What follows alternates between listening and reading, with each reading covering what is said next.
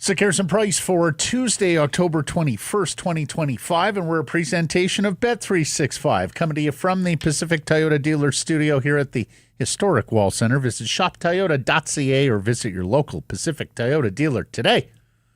Matt Sekeres alongside Blake Price, four-time Juno Award winner Mike Rogerson. Hidden Switch is conducting things alongside intern Hayden Stewart.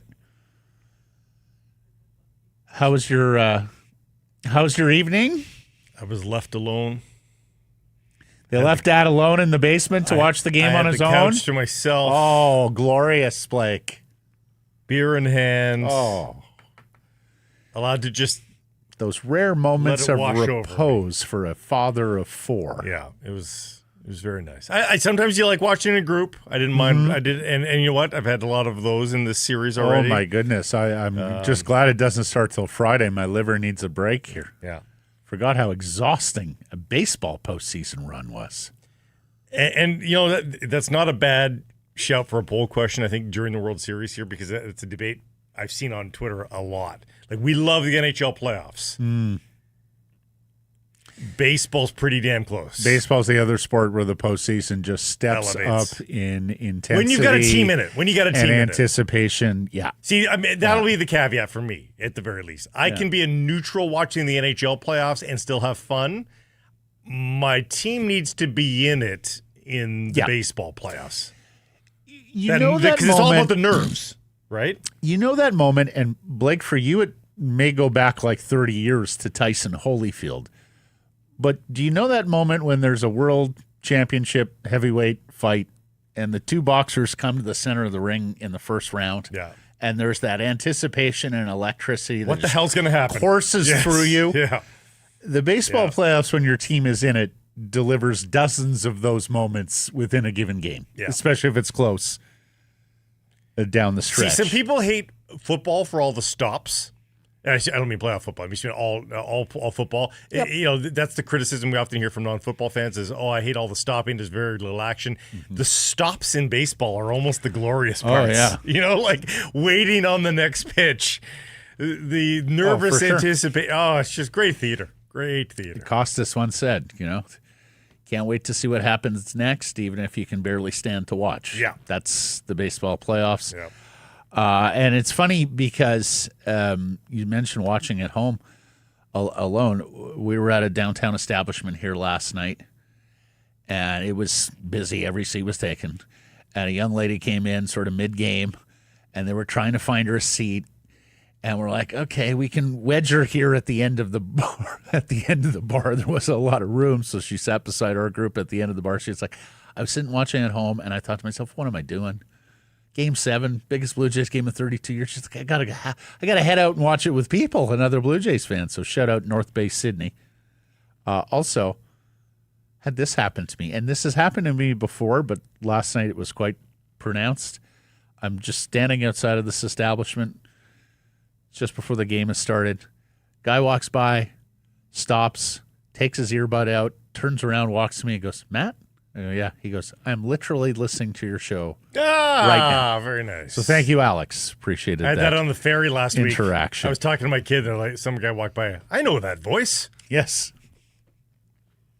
Hopefully I don't admonish you like I admonish the kid. Let's get to the Redwoods Golf Course poll question, and we'll keep it Canuck on the poll question as always. What should the Canucks do given this injury situation? Overpay for a center or ride it out? You can vote at the Sekeres and Price X and YouTube channels. We sent Darren Dreger, TSN Hockey Insider, one half of the Rain Dregs Hockey Podcast, and Dregs will be back with us as a weekly guest when we get a little closer to Insider season. That's kind of the point here. Yeah. But sent Darren out with Alvin telling IMAC yesterday in Pittsburgh that he has to look at some situations that he maybe wasn't looking at before prior to these injuries to Filipino and Teddy Bluger. And, Dregs just said to me, look, still not much here. They're hoping to get a 2C. They've been after this for months. Even the depth market at center is pretty thin right now. He brought up the name David Kampf, but that's a 3C. Not helping. At best. And look, everybody understands that it is a big organizational need for the Vancouver Canucks, but he thinks they're in a jam here that they can't fix, at least not quickly. And I hear all that, but look, the price in the summer for a center was high. It's high right now. In fact, might be higher given your injury situation and lack of leverage. It's always high. It's going to be high at the trade deadline. Yeah. At some point, they just have to summon the courage and make the deal. Because, as we know, you're trying to keep Quinn Hughes. You're trying to make this group as competitive as it could possibly be. And for that to happen, you need another center iceman. If there is a fix on the trade market, I think it's going to have to be Patrick Allvin picking up the phone and just blowing somebody away with a Godfather offer here. The biggest riddle for me in the acquisition of a player, though, Matt, is, depending on who we're talking about and the size of the cap hit, is cap space. Because the Canucks don't have a lot of rosters or salaries on the roster that you, the fan, I think would deem expendable. Or, conversely, that another team would deem valuable to return. A lot of no-move clauses and trade protection to deal with as well. It's if you go pure futures or even guys like Lekramaki or Verlander, that's not giving you the cap space to bring a demonstrably large contract for a true second-line center. So there's some puzzle fitting to work with this acquisition as well. So let me just throw this at you. Calgary Flames lost again last night. They're 1-6 to start the season. Yeah. Dreadful. The Calgary Flames are one of the stated rebuilds that is going on around the National Hockey League this year, with an eye to being competitive in a couple of seasons when they move into their new arena. Calgary Flames also have a unique situation in that they are going to trade their stud defenseman Rasmus Andersson. Everybody in the organization has been open about that, including their captain, Michael Backlund. Yeah. It is a question of when, not if. So, that a Calgary, and I don't want to call it tear down because moving Rasmus Andersson in and of itself is not a tear down, but that the Calgary Flames will be trading a good veteran defense piece this season, and that they are looking for assets that can help them in the future. Nazem Kadri is not a perfect player, Blake, and he's 34 years old on a contract that still has 3 more years after this one, paying him $7 million. Not to mention, he's got a full no-move clause for this year. Now, it turns into a modified no-move clause next year. It's a 13-team no-trade list, so Nazem Kadri does not control the process as of July, or at least not as extensively as he does now. If you're Allvin, do you pick up the phone and call Craig Conroy and offer him something you would not have otherwise offered because of your injury situation at center, and see if Conroy's willing to make an early move and Kadri's willing to waive his no-trade to come to Vancouver? I think with 2 different prices, you make that phone call and you inquire, again, with 2 different offerings. It's not the same offering. You see what the cost is on Nazem Kadri, and you kick a tire on Morgan Frost. And Frost is an underachieving 26-year-old center, probably overpaid at 4.4. He's had a couple of 45-point seasons. Just acquired from Philadelphia last year for Calgary. So, but they've had a 45-game look at him at this point, or 40-game look at him at this point. Yep. And again, he's what he is. He's no longer a prospect. Morgan Frost is, I think, what he is. He's a pretty good defensive player. Yep. He's not huge. He's a left shot center, but yep. 2 different prices. See what they say. I mean, if you felt Chicago, San Jose, someone like that, Blake's brought up Alex Wenberg in Seattle before, had a piece they'd be in San willing. Jose, right? He's in San Jose. He's in Seattle. Oh, sorry, San Jose. Previously yes. Seattle. Yes, Wenberg was previously Seattle. Now he's in San. Yes. But I think those are situations that Patrick Alvin and Jim Rutherford just have to investigate right now. They'll know more about the Filipino and Teddy Bluger injury situations than we do. But of course, it's been 5 career concussions with Philip Hedl that very much looked like the 6th on Sunday with Tom Wilson and that hit. One can't imagine that will be a quick recovery. Young man would have to be completely good and symptom-free to put him back on the ice at this point. For all we know, Blake, like this could be something that puts Philip Hedl's career in jeopardy. We're hoping not, but that is a possibility here. And then, Bluger was missing towards the end of preseason training camp, missed the start of the season, then didn't last a full game. Or did he play in Chicago, Bluger? But anyways, so it has been a quick exit to the lineup after a re-entry for Teddy Bluger. So that doesn't bode particularly. Yeah, he has played the 2 games. So that doesn't bode particularly well either. I voted overpay for a center. We had asked similar poll questions like this, Blake, through the summer and into the early going of training camp, and you're trying to keep Hughes here.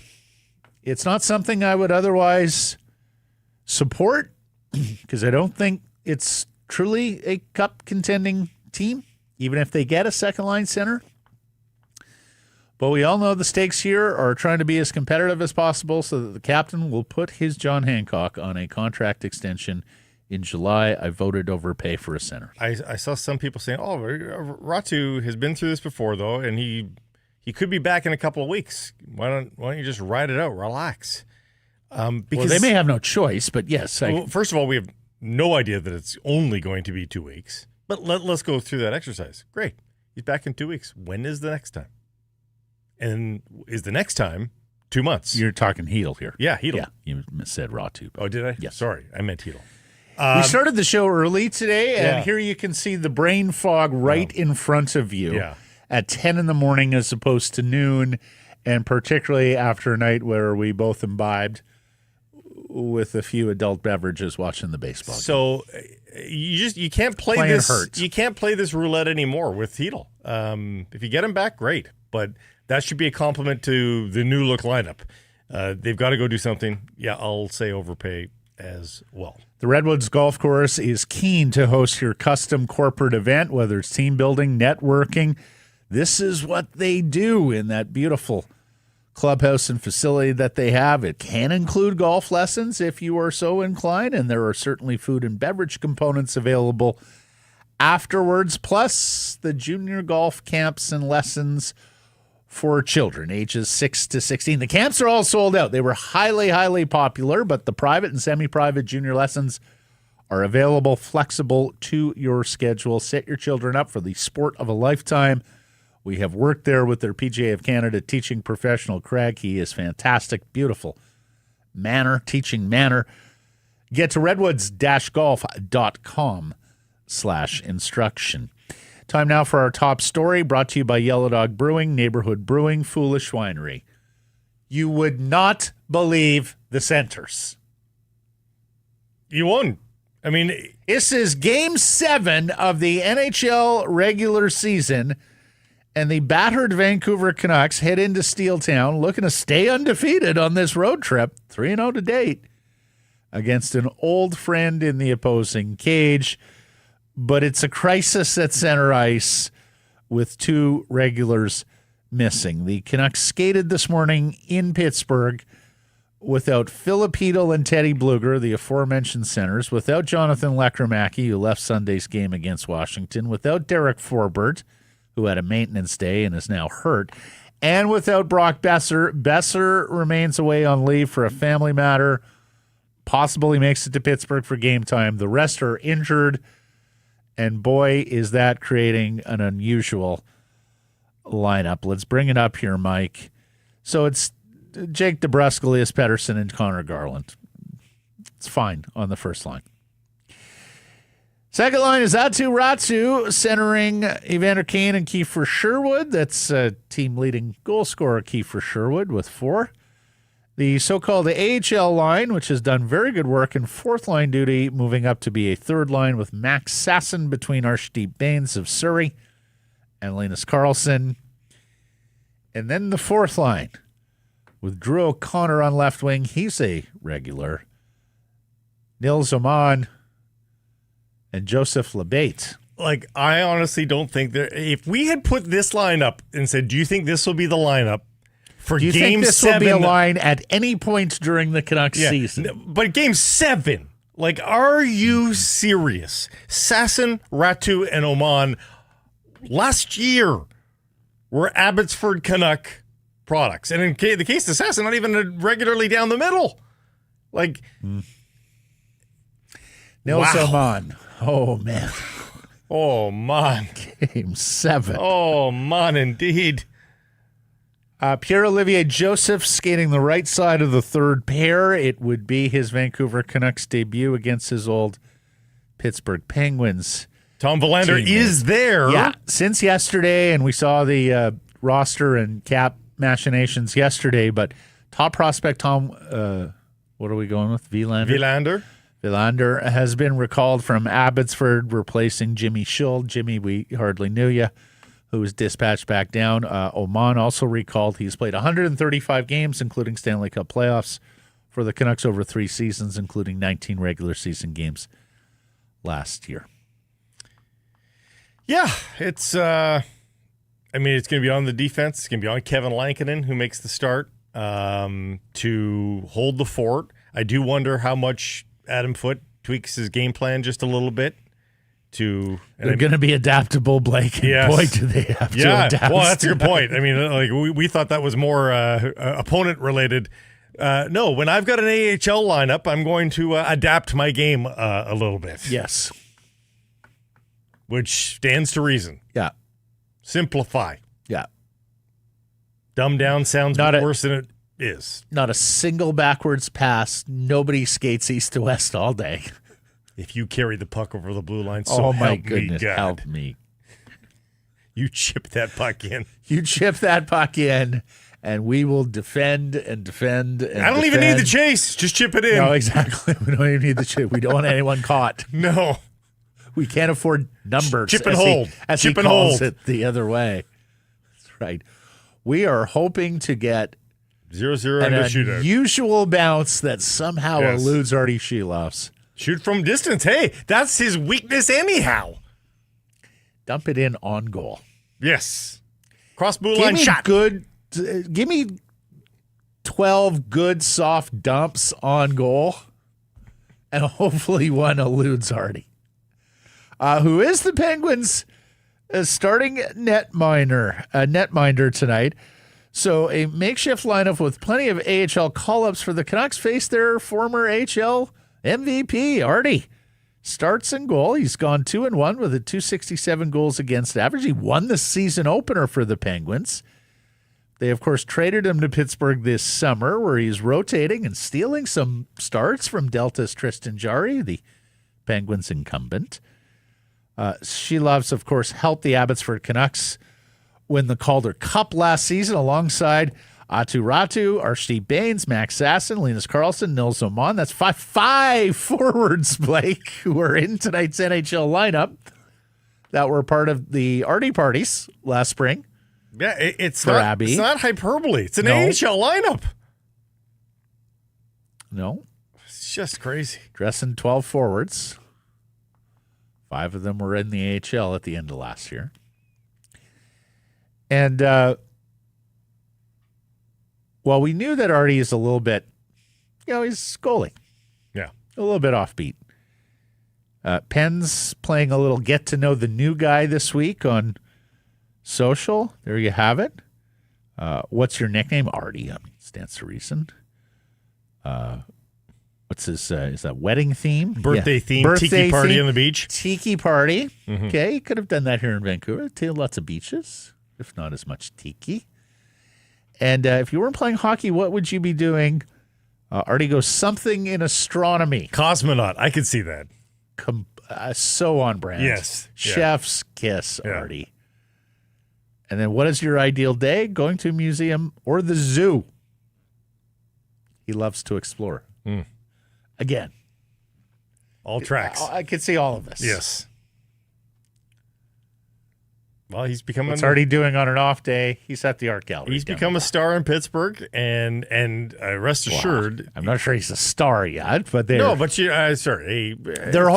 They're hopeful. Yeah, and and as well they should be. He's a fascinating guy, and he's a good young goaltender. But if he beats his former team, and not because the Canucks are a juggernaut, just because that's always a headline, that will add to it. So there's motivation you could bet for Arty, for all of the Pittsburgh Penguins, and I think the fan base will be extra interested in this game today as well.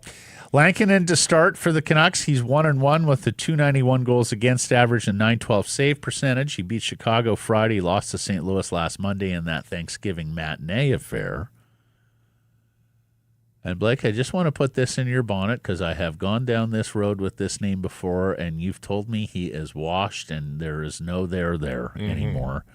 Evgeny Malkin, with 2 goals and 9 points through 6 games for the Pittsburgh Penguins in the final year of his contract. And, of course, many anticipate that Pittsburgh will fall out of the playoff race at some point this season. I've heard people call them the worst team in the Eastern Conference. I'm not sure I buy that. But $6.1 million, 39 years old. What? Yes. They're the worst team? Or Yeah.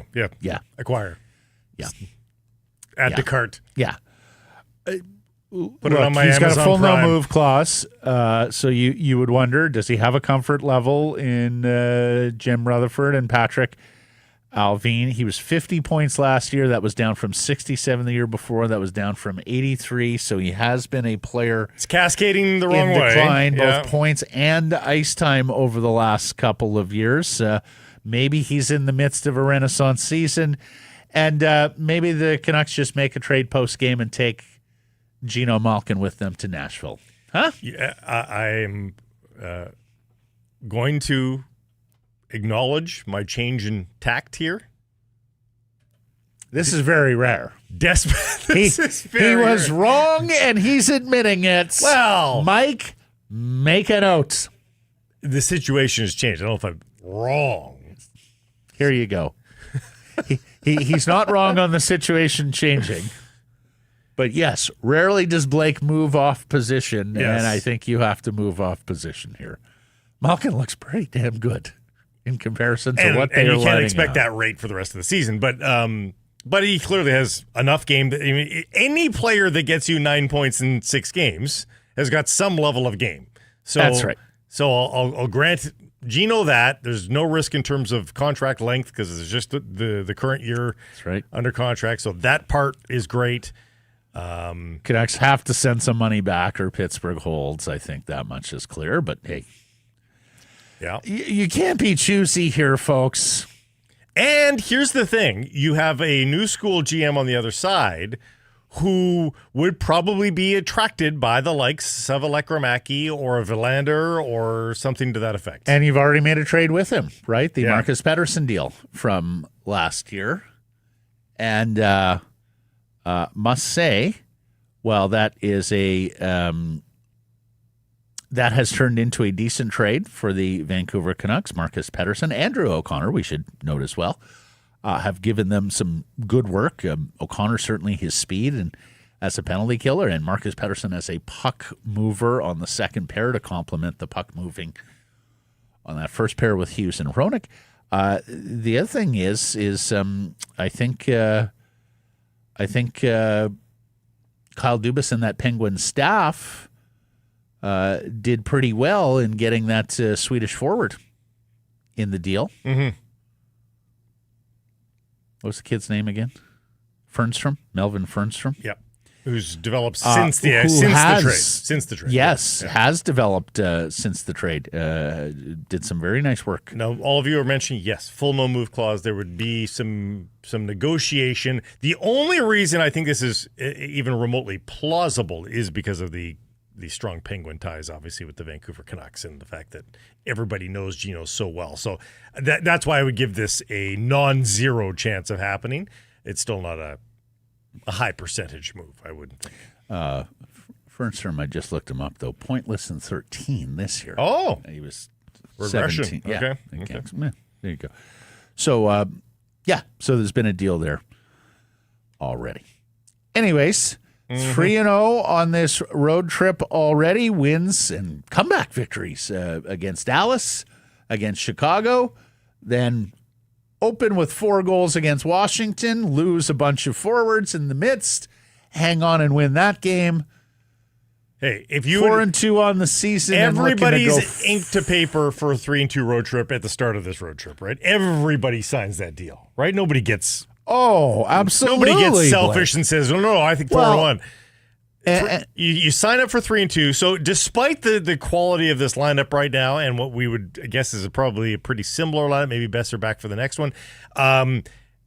Hey, is it impossible that they wrangle a point or 2 out of the next 2 games? No, not impossible. And then it's a crazy road trip at 3-1-1 or whatever it ends up being. Well, and the other thing we should highlight, and we talked about this last week heading into this trip, but Vancouver also often has a 4 to 6 game road trip at this time of year, a week or 2 into the season. And 3 of the last 4 years, they've come away from this road trip with 3 victories. I don't have it on me right now, Blake, but there was only 1 of the last 4 of these first October 4 to 6 game road trips that slipped up their season. I believe they went 0-3-1 one year, and that was very hurtful. But every other time, the whole notion of, hey, 3-1 last year, early season, get out on the road, get together as a team, new guys, forge some chemistry and play for each other. Yeah, absolutely. And of course, the other thing, Blake, and we looked at that at this throughout last year. It was the Vancouver Canucks did not specialize in stringing wins together last year. In fact, their 4 wins in a row at this time last year, which was the final 3 games of the season opening trip, and then they got the home game against Pittsburgh coming back off the trip. That was 4 wins in a row. That was their longest winning streak last year, Blake. Wow. They won 3 games in a row several other times, but they were not a go and reel off a bunch of victories in a row. It was a lot of win 1, lose 1, win 2, lose 2, and that sort of thing. So they started on the road in 2022 and went 0-3-2. Okay. That was the bad one. Yeah, that was the bad one. What's up with the Yellow Dog these days? Well, let's talk neighborhood in particular. They've got a seasonal dark beer that's back. It's the Dark Magic Horchata Milk Stout, sweetened with a touch of lactose and vanilla. We talked about this one last year. You remember this one.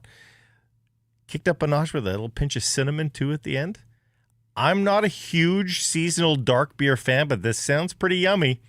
It's a spellbinding concoction. Go check it out. The Neighborhood Brewing Dark Magic. Remember we looked up the pronunciation. Horchata or Horchata? I believe it was Horchata. I think it's against instinct. I think it's Horchata. We'll check it out. It's a Mexican spice of some sort, isn't it? Well, it is Spanish. Or chata. Yeah, it is chata, yeah. Silent H. Mm-hmm. There you go. Who could say no to cinnamon? Yeah, it's true. It's cinnamon season. It is. It's pumpkin spice season. Alas. Very big in Vancouver, pumpkin spice. Best consumed in Ugg boots. We used to tease our old producer, Rachel Goldman, mercilessly. She'd come in her Ugg boots. Oh, is that pumpkin spice in the cup? Who's the stand-up comic that has the song White Woman's Instagram? Oh, it's so good. Bo Burnham. Oh, it's so good. You have to go check it out. Okay. We have jersey reveals and color schemes for the new Vancouver franchise in the PWHL. Yeah. Set to start play next month at the historic Pacific Coliseum. It's giving Islanders. But you may have noticed I'm still calling them the new Vancouver franchise of the PWHL. So what we don't have is a team name or logo. But we do have a color scheme. Pacific blue, cream, with earthy bronze accents. Blake and I were sitting there looking at it going, is that orange? Is that red? Is that burnt orange? Looks rusty to me. Yeah. Yeah, rusty is they're calling it earthy bronze. Okay. And this is, of course, inspired by Vancouver's natural surroundings. Oh, I'm sorry, Mike. Do we have a visual there? Yeah, we do. Oh, okay, Yeah. Good. Wasn't sure if I... Now, I think they look pretty good. I can get behind these. I don't love the oatmeal that has permeated. Cream, Blake. Yes. But I don't mind it. But it does tell me New York Islanders. And then I had... Looks a little Islanders. It had me thinking, what could you call them? The Vancouver Islanders. Huh? Well, but they play on the mainland. No, but we're surrounded by Gulf Islands too. It's not necessarily about Vancouver Island per se. It's about all the islands. Bowen, Annacis. They're all over. Granville, for God's sakes. There's islands everywhere. But they're not playing on an island. Oh my God, they actually are. I'm failing to see your vision here. Oh, well, downtown is an island. They're not downtown. They're at the Pacific Coliseum. Right, yeah. That's a good point. Yeah. You could call them the Vancouver waterfronts. They would instantly be more expensive. Just because you reside on the mainland doesn't mean you're not an islander. I suppose. I am glad to know that that's more of a bronze than an orange, because you're right. When it's orange, it is very Islander. And frankly, I don't mind the Islanders' color scheme. I've always liked their crest and jerseys. It looks like mystique. But you should stand out, right? Islanders, yeah. So, but I will criticize in that I do think they could have a nickname by now. Yeah, I would have thought, for whatever reason, the PWHL has decided to slow roll team nicknames and logos. And look, I understand you want to get it right. It's a very, very big decision. We saw this in the NHL with Utah, who became the Mammoth at the end of last year. And, of course, there's 1,000,001 things that new logo and team name has to go on in the facility and things. I mean, just everything. But you can get to that. Like, you got to make pens with the damn logo. But you can make pens is the least of their worries. But you can, you may not have it fully decorated with that nickname on day one, but you can get to that as the season progresses. Mm-hmm. What I don't love is people buying merchandise that ultimately isn't used going forward. Well, but is that part of the shtick here, Blake? Because the double buy? The team name and the logo are coming to the jerseys next season. They've said that. So this year's edition is one and done. So it's like the inaugural sweater jersey for year one. And it becomes a throwback in 10 years' time. It becomes a collector's item sort of thing. And in 10 years' time, it's the throwback. Yeah. So does that... Maybe. Yeah. Is that part of the appeal here? Yeah. I'll say this. I think it's kind of nice that it's a different color swatch. I agree. Because Seattle is pretty Kraken-y. The Seattle team obviously unveiled theirs as well. And it's pretty Seattle, right? Seattle's got the same color swatch for everybody. Sounders, Seahawks, everybody's pretty similar. Yeah, they have city colors, basically. Yeah. Yep. And so that their PWHL team has fallen in line there. And it's just nice to have something a little bit original here from... Yeah, like Pittsburgh, black and gold, right? Steelers, Penguins, Pirates. Yeah, I would like to get a name here, though. I want to stop calling them the new Vancouver PWHL franchise. Yeah. I want to call them the Vancouver somethings. That's the problem. A little bit cumbersome, clunky for year one. Yeah. Anyways, we had Sarah Nurse on the show. Was it last month? Yeah. Everybody who knows women's hockey thinks this is a really good collection of players in Vancouver, that they did well via the expansion draft, that they did well via free agency, that this team should be a competing team off the hop. And, of course, for many hockey fans in this city, there are some outstanding memories at the Pacific Coliseum. Of course, once home to the NHL Canucks, once home to the WHL Giants. They left Memorial Cup team in there. So I think a lot of people are going to be stoked to get back to a Pacific Coliseum hosting hockey games again. Yeah. Good on them. And they didn't go with the skate color scheme. I was wondering if that door was something a little bit, was the skate color scheme, because the Canucks are unwilling to commit, was that an open door for them? Did they consider that at all, going with that red, that gold, and that black? Well, no, they have incorporated the blue. Mm-hmm. I was wondering. The chat is... some people had wondered that as well. Very good chat. Yes. Very good YouTube chat. No, there were a lot of people, I think, in town wondering if that door was open. Let's get to today's menu. It's brought to you by Greta. Fantastic spot to watch all the games, home and away. You are mere steps from the arena or the stadium. It is also an outstanding venue for team building or a sociable. Check out the great street food menu. Very unpretentious food, huge portions. The arcade, which has a game for everybody. For more info, to book your event, go to gretabar.com, Greta 50 West Cordova. Let the games begin.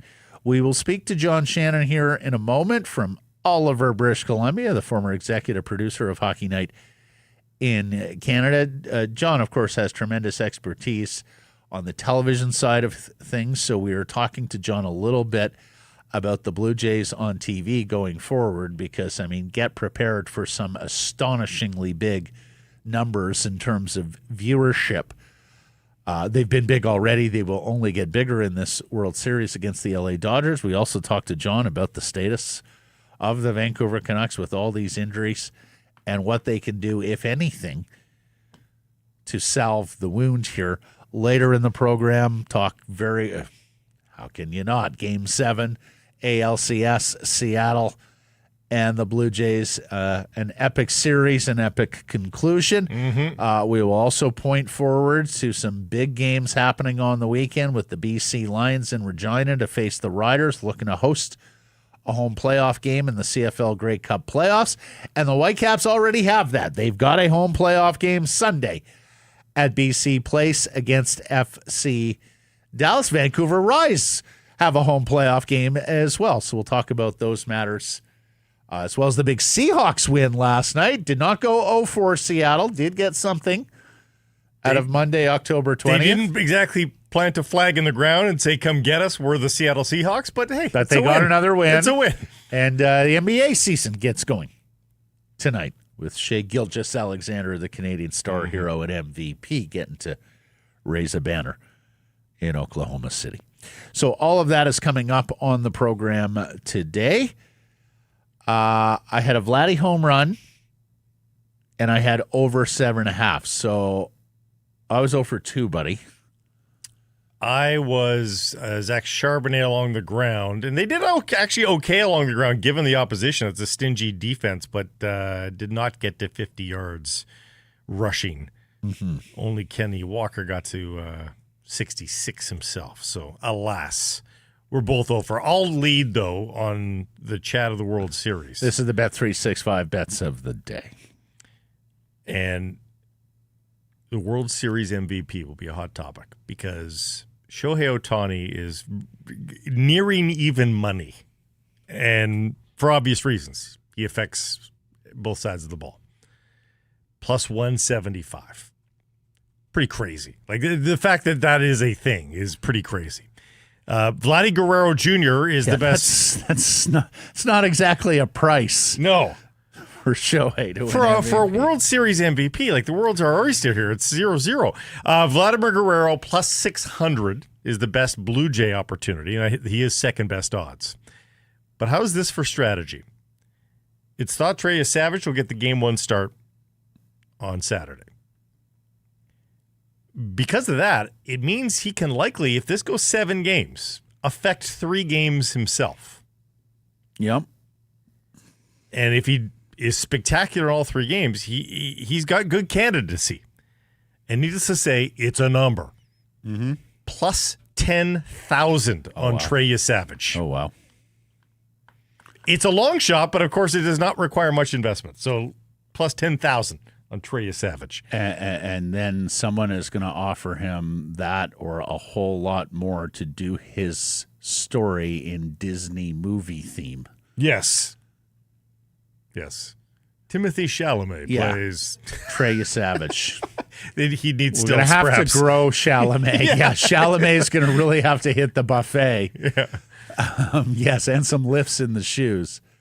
Can you not see it? From the backfields of a Dunedin baseball complex to World Series MVP. You could call it the rookie, only it wouldn't be about an old guy like last time.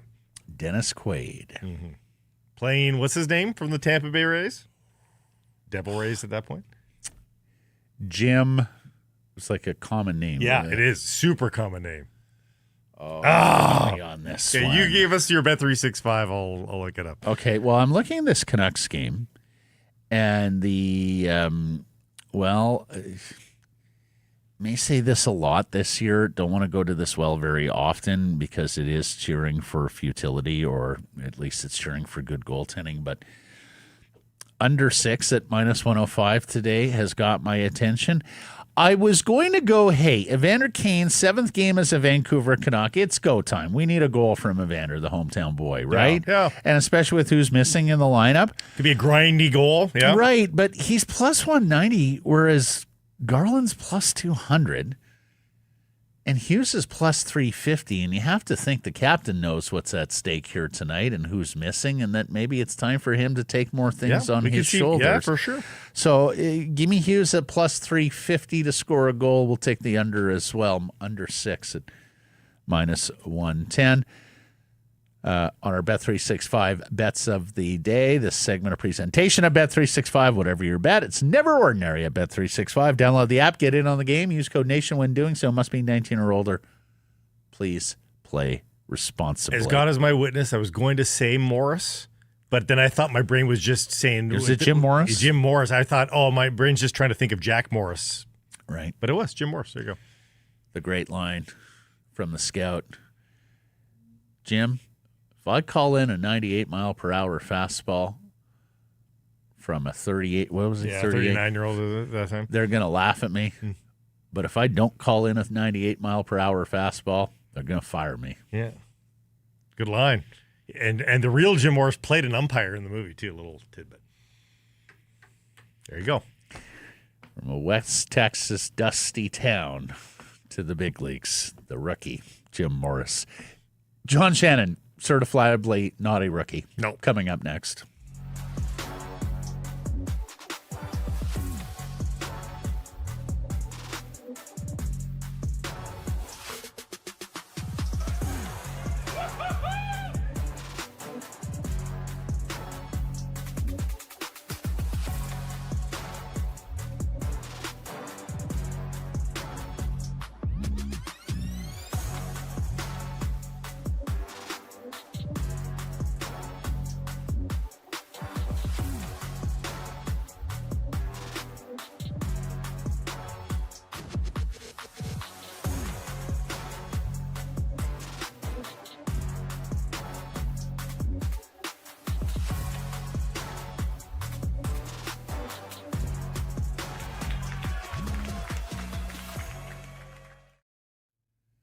Sekeres and Price from the historic Wall Center. And this segment brought to you by your Pacific Toyota dealers, the Toyota Prius plug-in hybrid. You will not sacrifice range here. It is a hybrid, taking you wherever you want to go, however you want to go. You want an EV? You hit EV. You want to go a little farther? You go hybrid. And there is no sacrifices when it comes to horsepower or style with its sleek, low, wide exterior, sophisticated interior, intuitive dash, and everything at your fingertips. I keep seeing them around. I keep driving around. Like, that is a good-looking vehicle. The Prius is back, baby. The profile is outstanding. It looks like a sports car. The Hybrid SE from $99 weekly at 3.49% APR for 64 months with $3,600 down. That includes a $3,000 discount. Visit shoptoyota.ca or your local Pacific Toyota dealer today. John Shannon is the former executive producer of Hockey Night in Canada, the most famous man from Oliver, British Columbia, but he lives a few kilometers west of downtown Toronto these days in Port Credit, Ontario. Did the horns keep you up last night, John? Were you able to get a full night's rest, or was the city just too festive? Well, a combination of the Jays and Diwali, Oh, yeah. Oh, boy. We had some parties going on in Toronto last night. Oh, hey, listen, there was walking the dog. There was tons of fireworks. I can tell you that right now. So, listen, it's exciting. When you talk to people at the coffee shop this morning, you don't have to say, "Did you watch the game?" No. You just say, "What do you think?" And there isn't any greater drama than what we saw in the 7th inning with George Springer. We talk about this in this town this year for the Lions and the Whitecaps who are having really good seasons, but it's for every sport. You need these generational runs, don't you, John, that set the hook in a new generation, that it plants the seed for like 20 years to come. And that's what this is going to do for a generation of baseball fans. I know people, I have lots of anecdotal evidence of people that really didn't ever watch baseball that are absolutely transfixed this year. Same as the basketball team when we saw that, 6 years ago. Yeah. And here, your point's a good one, Blake, because there is a generation that thinks the Jose Bautista home run is the greatest home run in the history of the Blue Jays. Right. And I had to remind my neighbor this morning. And by the way, they didn't even make the World Series that year. Yeah, they've actually won a World Series doing that before. Correct. And so I viewed Springer last night as the second greatest home run in Blue Jay history. For that reason, because they did get advanced to the championship, and there's something special with this team. The ownership is one thing, but what you're seeing from the players, what you're seeing from the manager, is embracing the country, and that to me is. When George Springer says at the end of the night, "I did it for my teammates, I did it for my city, I did it for my country." Yeah, that they all changes said that. A ton of perspective. Totally. They all said it. They all said that. Now, whether they were told to say that, I don't know. But my goodness, John Schneider last night at the end of the game with Hazel, that was a moment that those 45,000 people in the stadium will remember, and I think that's a moment that. The 7 million people that watched, and that's my personal guess. Listen. That's an amazing number. I was thinking about this morning. The largest audience in Canadian sports TV history prior to 2010 was the Jays in 93.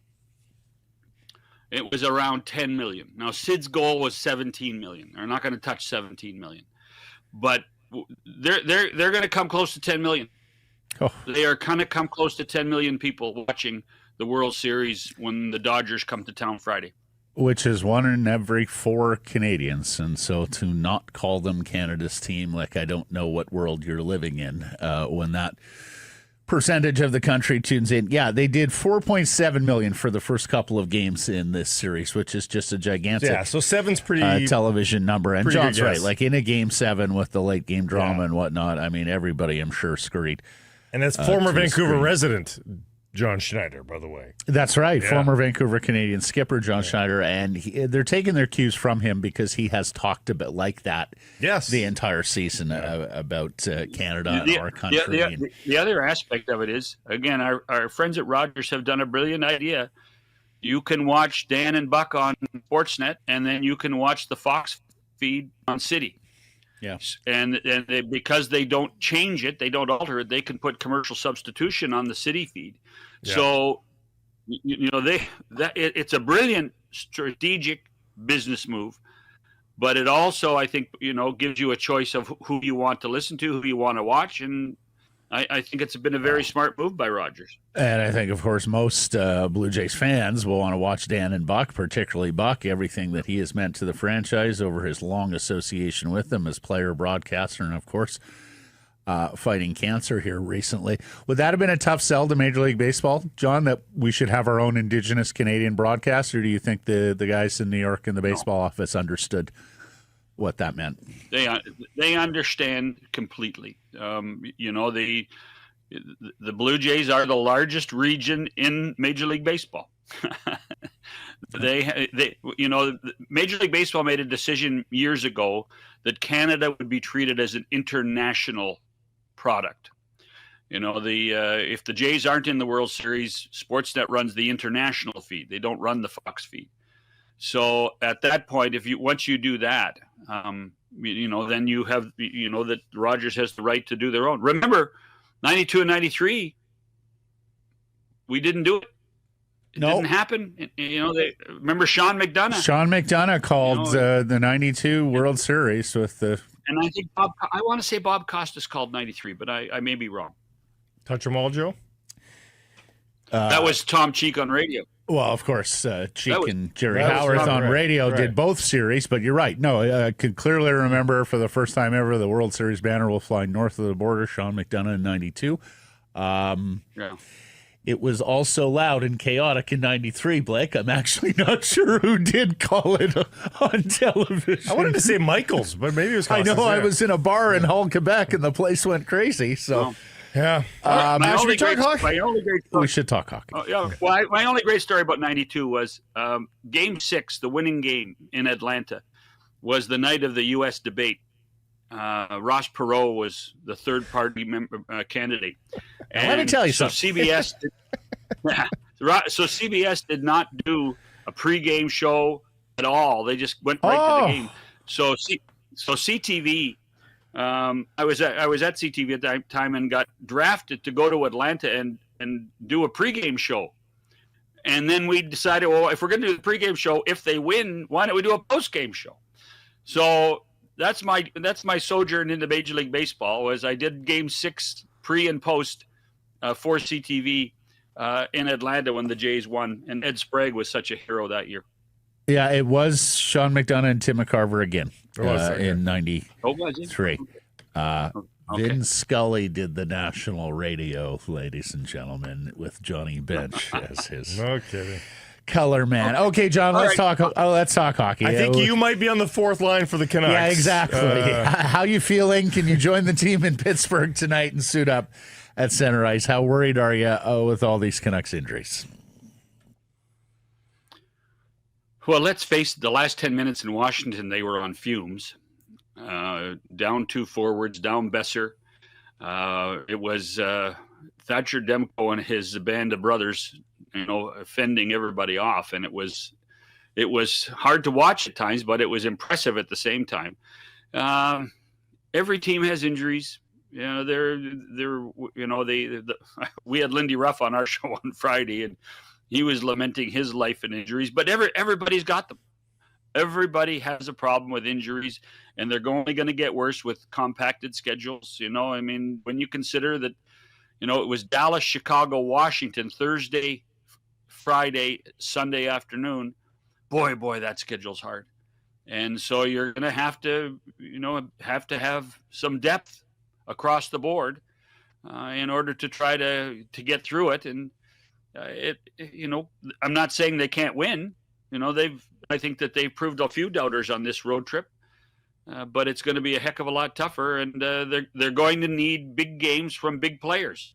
And Quinn Hughes seems to deliver every night, and Elias Pettersson is, I guess, starting to deliver at some level for this hockey club. But it's going to take more than that. It really is. Patrick Oveen was very transparent, saying, "Yep, I've got to rattle every bush and find some solution here." Is he saying that meaning days, or is he saying that meaning imminent in weeks? I don't know that. You look at the schedule, and there isn't a break. There, it has to be imminent. I think in many ways, it has to be at a point where. They have to try to fix it as soon as possible. Really. Filipino. I'm not sure there are bushes to shake here. No, that's true. Like you got to find vegetation first. Filipino is, was a risk at the best of times. We are Dustin Hoffman and Warren Beatty and Ishtar in the desert. Okay, looking for an oasis, looking for any kind of water source. Is hindsight 2020, John? Like, was it crazy to gamble on Filipino's health like this? I think the only person that can answer that is Filipino. Honestly, I really do. I think that he's the only person that could say, whether I'm healthy enough to do it. I think he had a great summer. He did try to improve his upper body strength in order to try to manage these situations. And talk about transparency. I think Jim and Patrick have been terribly transparent, saying we've been trying to shake the trees to find a body all summer long. We tried to find somebody, and either the prices were far too high, or they just didn't meet the expectation of what they needed or wanted. So sometimes you're forced into doing something. But the whole concept of was Hedl damaged goods? To me, I think that's an answer only for one person, and unfortunately, he's back in Vancouver now after the hit. All right. So you tell me, how do you think they'll maintain, especially in the condensed schedule? They got Montreal and Edmonton back-to-back here at home Saturday, Sunday, this after Pittsburgh and Nashville this week, and then they got the JT Miller game a week from today. What do you think?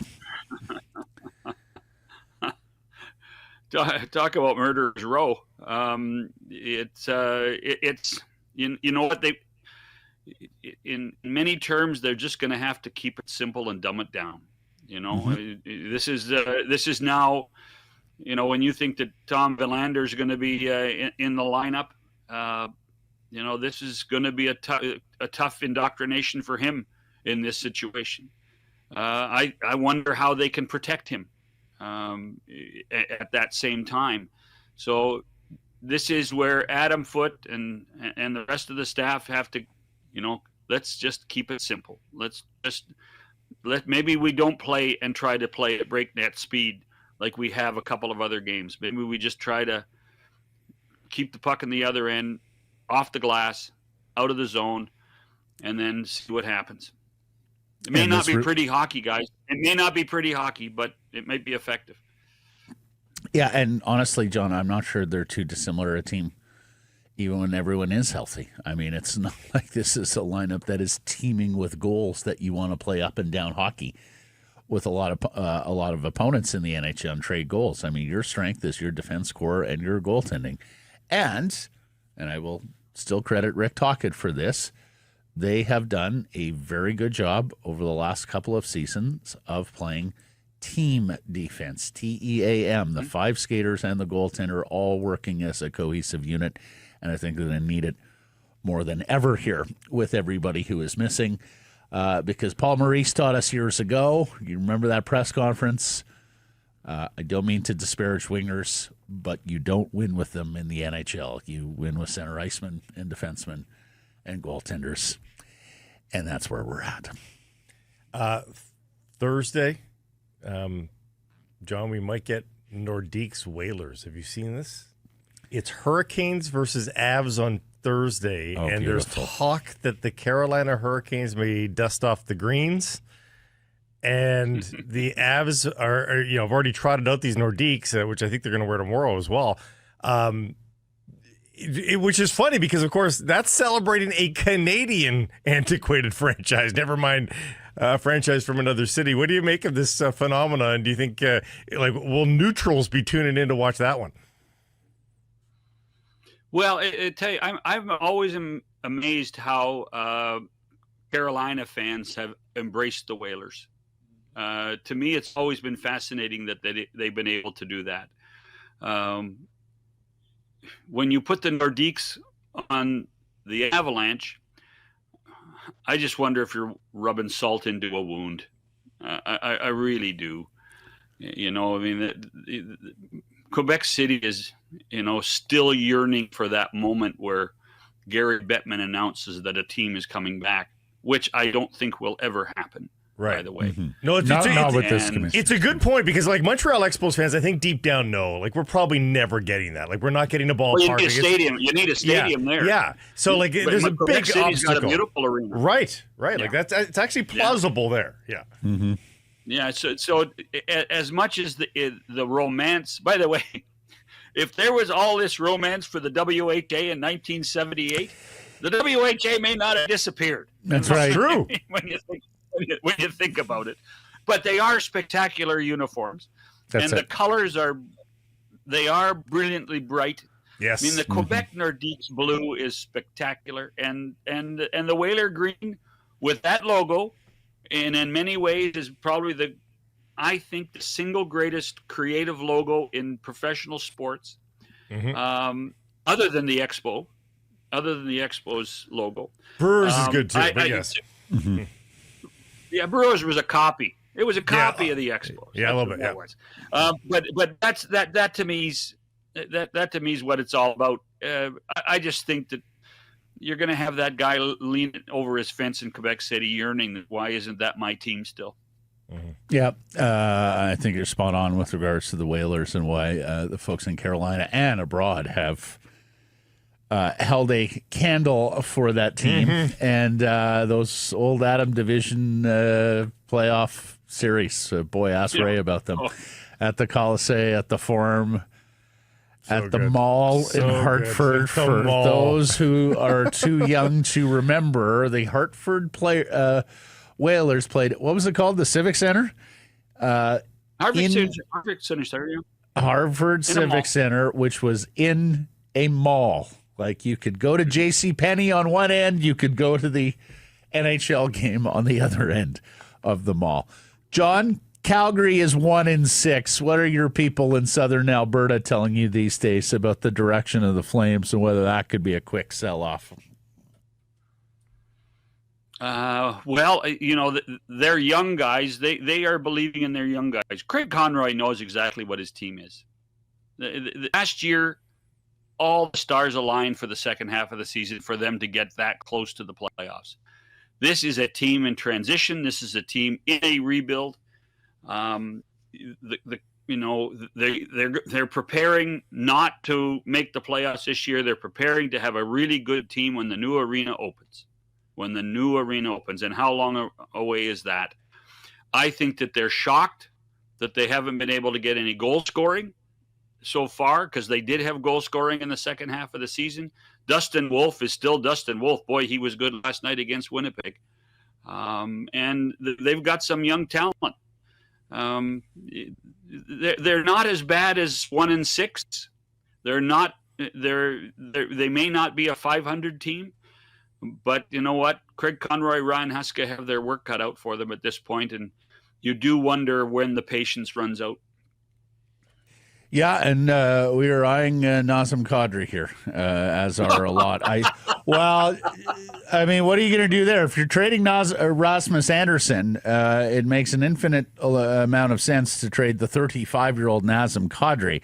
Signed till he's 39. With 3 more years at $7 million. I realize he's got a no move and he controls the process there. But I would have to think if you're trading Anderson, you understand that the here and now matters less. And might be a question more for February and March. I have to think there's a huge market for Nazem Kadri, given the number of teams that are looking for a center iceman and looking for that, pugnacity in the playoffs. We'll see where that one goes. He's a good player. Yep. He had a very nice year last year. Yeah. Mm-hmm. Probably for this year and next anyway. It's the 2 years after that you're under contract with him. For sure. But the bridge you're going to have to cross. Yep. Marvelous stuff, Mr. Shannon. Thank you for this. Until next week. Cheers, boys. Sekeres and Price from the historic Wall Center in the Pacific Toyota Dealer Studio, built by Arbor Lee. The best place aren't just on the ice or on the field. Stay downtown here at the Wall. Enjoy an exclusive Sekeres and Price rate. Call 604-331-1000. Tell them we sent you. Some blackout dates apply based on availability. A baseball game that goes down in Canadian sports lore and adds more heartache to the achiest fan base in North American sports. Jays beat Mariners 4-3 in Game 7, win the AL pennant, move on to the 121st World Series against the Los Angeles Dodgers. That's starting Friday at Rogers Center. Insert your Ohtani finally on a plane to Toronto jokes. Oh, my God. Here. They flooded Twitter. Honestly, Flooded. everybody had the same line in the aftermath. Seattle denied an opportunity to make it to baseball's biggest stage despite 2 buzz and 3-2 series leads. We know a thing or two about that in this town. Somebody on Twitter reached out to me after and said, you know what, I'm a Jays fan, and it's really exciting, but I do feel bad for the Mariners. I do too. I do too. Completely. Remain the only franchise in the big leagues to never reach the World Series. George Springer with a Canadian heritage moment. A 3-run home run in the bottom of the 7th with the home team down 2. Jays become the only team ever to lose the first 2 games at home, trail Game 7 in the 7th inning or later, and still come back to win. A lot of good lines about that moment as well last night on social. I liked our boy Boomer from Barn Burner in Calgary. The Springer Dinger, truly now a where were you when moment for Canadian sports fans. For me, I was in my living room alone watching the Flames take their second too many men on the ice penalty of the period against Winnipeg. I'll cherish it forever. There was hockey last night. Flames fell to 1-6. Many recriminations this time from M's fans on the pitching decisions of manager Dan Wilson. Why was Edward Bazardo and not fresh closer Andres Munoz called upon to face Springer? Why not walk Springer to set up the double play and pitch to Nathan Lucas? Was it time to bring out Wu even? There was that too. Yeah. Wu looked a little shaky to me, weird, but he got that double play, and I thought, that might settle him down. But then he came back shaky the next inning, too. Blue Jay star shortstop Bo Bichette, who hasn't played since September 6th when he injured his left knee, has declared himself ready to play. He finished second in the majors in hits this season, despite missing nearly a month. The Jays being down 0-2 in a league semifinal and facing a powerhouse team from California in the championship series, it's giving some people some Raptors redux from 2019. That team lost the first 2 games in the Eastern Conference Final to Milwaukee before coming back to win and then upset the Golden State Warriors in the NBA Finals. Of course, Golden State lost Kevin Durant in that series. 6 NBA teams, including the 2019 Raptors, have come back from 0-2 deficits to win a conference final. The Jays became the 6th major league team to go down 0-2 at home and come back and win a conference final. And so, for the first time in 32 years, a new generation of Canadians is going to get a chance to experience Canada's team in the World Series. 11,686 days since Joe Carter's walk-off home run, arguably the signature highlight in Major League Baseball history. Yeah. It's going to be 2 walk-off home runs on Bichette to win the World Series. What are you doing there? Springer going back into the outfield, does that mean? Yeah, and then, it's a great question. Bichette DHs, he can't play infield yet. We'll see where the health of his knee is, but I would think that he's DH, particularly early in the series, and I think that means that. Thank you, Nathan Lucas, but we've got to sit you down now because George Springer has to play left field. Which is part of the shame of doing this, is that this is the group that got you here in these playoffs. But Bichette got them to. But Bichette got them to that Bichette. point. It'll be interesting. Somebody's going to be disappointed, but do you remember when don't touch my Ernie Clement. Just do not touch my Ernie Clement. Do you remember in 93 when they had to go to Philadelphia and who they were going to sit down, and they sat down batting champion John Olerud because no DH to play Molitor at first base. Yeah, right. There was some joy in Mudville. The Seahawks redeemed the night for Seattle sports with a 27-19 Monday Night Football victory over Houston at Lumen Field. Moved back into a tie with San Francisco and L.A. at 5-2 atop the NFC West. In fact, look at this logjam in the NFC as Tampa Bay loses to Detroit last night. fails to match Indianapolis as the only other 6-1 team in the NFL. So Green Bay at 4-4-1 leads the conference. 6 teams at 5-2. Hawks jumped out to a 14-0 lead before getting generous with the football, turning it over 4 times. 1 fumble leading to an immediate defensive touchdown for the Texans. You noted Houston was going for it on 4th down with like 10 minutes left. 9:40 left. They got like 3 more possessions after that. Like, here, try again. Like the Seattle Seahawks, I think are a good team, but they tried to be an average team last night so badly. Never easy. Saw Luke Wilson on SportsCenter afterwards, was like, until you stop being stupid, I can't call you a Super Bowl contender. Jackson Smith-Njigba is now fully broken out and broken through in his 3rd NFL season. He became the first Seahawk ever last night to have 3 consecutive games with 100-plus yards receiving and a touchdown catch. He finished with 123 yards on 8 catches. He leads the league with 819 receiving yards. That's nearly 200 more than second-place Jamar Chase. Getting him a stablemate at wide receiver looks a priority for the Hawks prior to the November 4th trade deadline. Coughed up the ball. You know, like he's a couple of guys there, but they're just not ready to be the heir apparents. I like Horton, but we'll see. Maybe they should just sign club legend Tyler Lockett. Asked for, granted his release yesterday by the Tennessee Titans. Adam Schefter expecting he'll sign with the new team tomorrow. We know he's not the same player he used to be, Lockett. No, but still. It would be a nice story. Yeah, absolutely. Football north of the border where the BC Lions are selling tickets to the CFL's West semifinal starting tomorrow morning at 10 a.m. This despite not yet clinching hosting duties to that game. It goes November 1st. The Lions would host at BC Place should they win Saturday in Regina, or should they, Calgary, and Winnipeg all lose on the final weekend of the CFL regular season. Perhaps a little presumptuous by the Leafs. I get extending the sales window for this game, and I'm not the biggest believer in bulletin board material, but it would not surprise me if Corey Mace is sharing that with his band of Saskatchewan Roughriders, nor Dave Dickinson in Calgary. It has that risk, Matt, but also like for the Lions and the Whitecaps, they need as much lead up for playoff games as possible. So it's just from a business sense, the Lions have to risk it of the bulletin board, and they have to do this because they're already getting a good response, I think, and you know they have to. Hey, if you got a public that's willing to buy tickets now, even if the game isn't yet guaranteed, you can fill your boots. You can refund them. Yeah. Apply it to next year's season tickets for those who are interested. Yep. Vancouver Whitecaps FC versus FC Dallas Sunday at BC Place in Game 1 of their best-of-3 Major League Soccer playoff series. So the Caps enter the postseason having missed out on winning the West.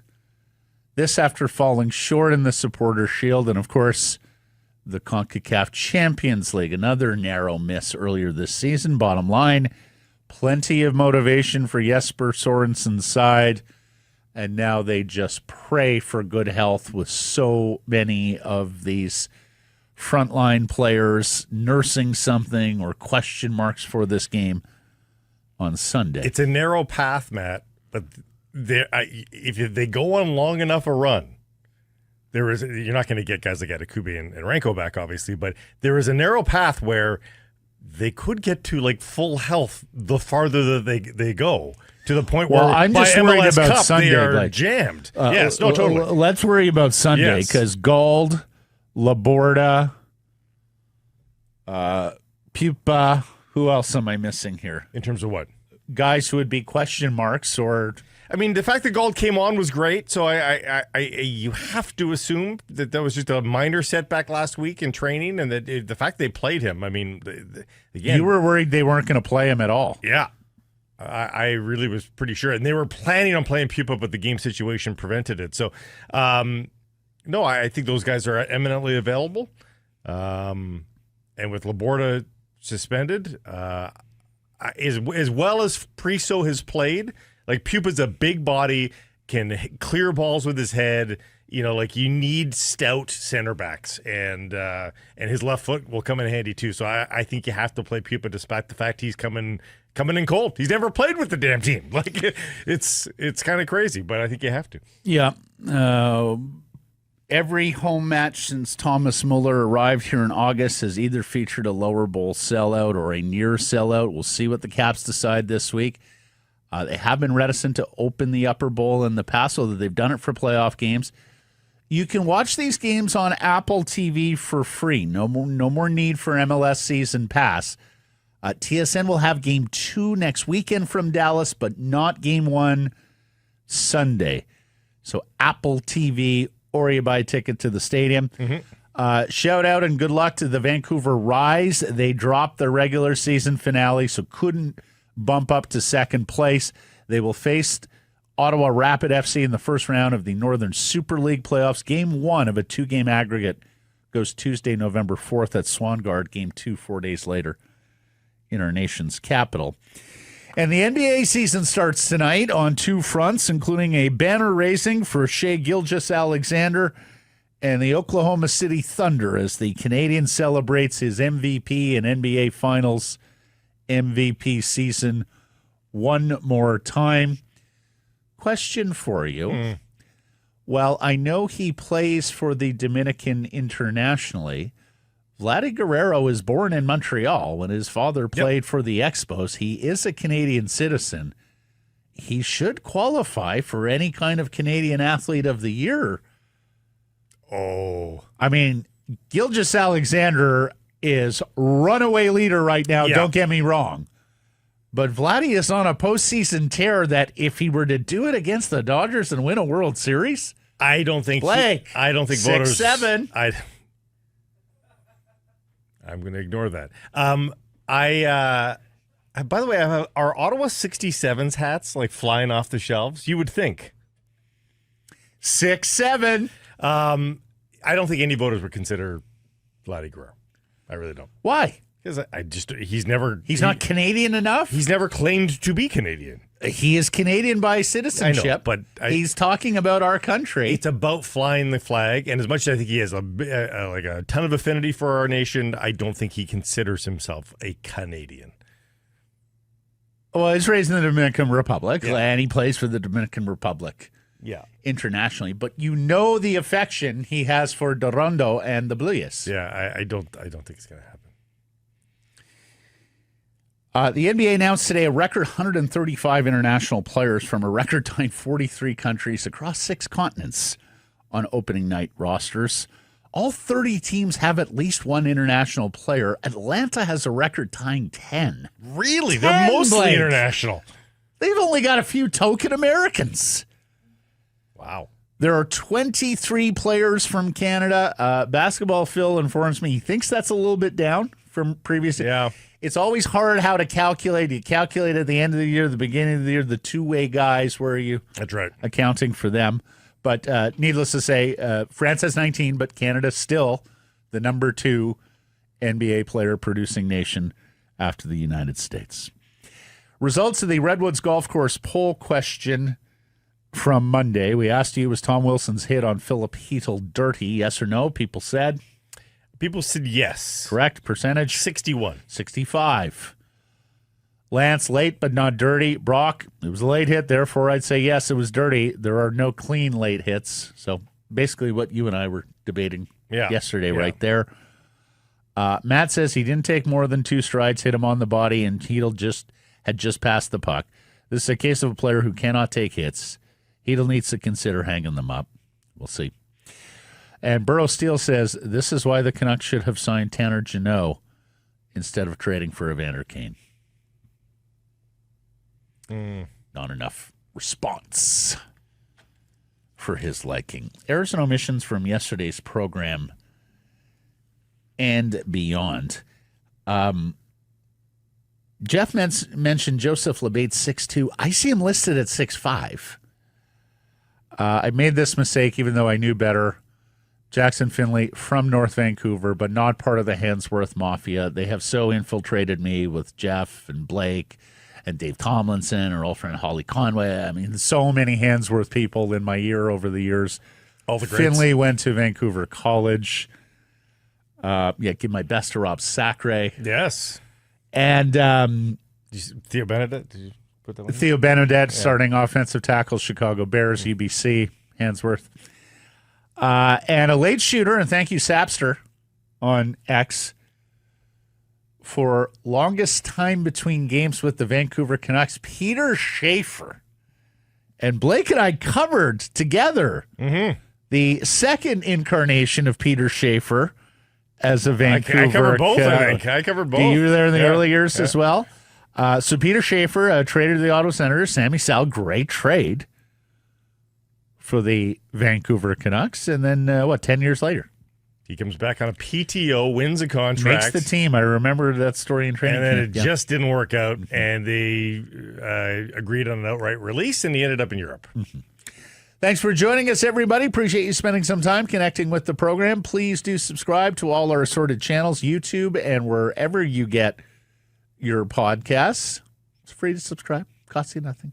Follow on social. That's X, Insta, Facebook, TikTok, YouTube, Blue Sky, live on many of those platforms, noon Pacific time usually. Early start date today.